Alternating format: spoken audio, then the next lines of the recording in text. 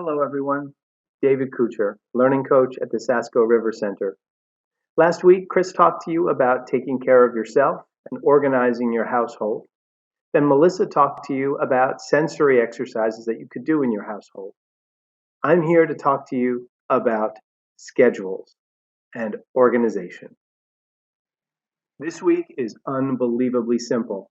1, keep a schedule. 2, keep a to-do list. Now, my absolute favorite way of doing this is using Google or Excel. And what I do is I come in and I create a header of the days of the week and a to-do list.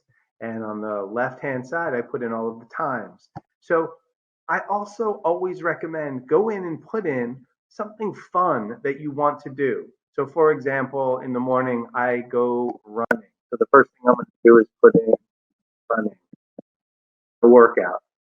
And then I know that I've got a meeting at 7:30. So I've got but I also can't forget that I have to email my boss. So over here, I'm going to come in and say, email my boss.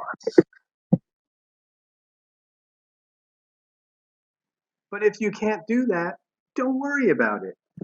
Take a piece of paper, draw a bunch of lines on it, label it Monday, Tuesday, Wednesday, Thursday, Friday, Saturday, Sunday. Give a to-do list and start to fill it in. Pretend like it's a school night because it's a school night. Alexa, set an alarm for tomorrow morning at 5:30 a.m. Alarm set. So that's it. The big secrets. Set an alarm, make a schedule, make a to-do list, fill them in. If you would like a copy of either the Google schedule or an Excel schedule and to-do list, send me an email.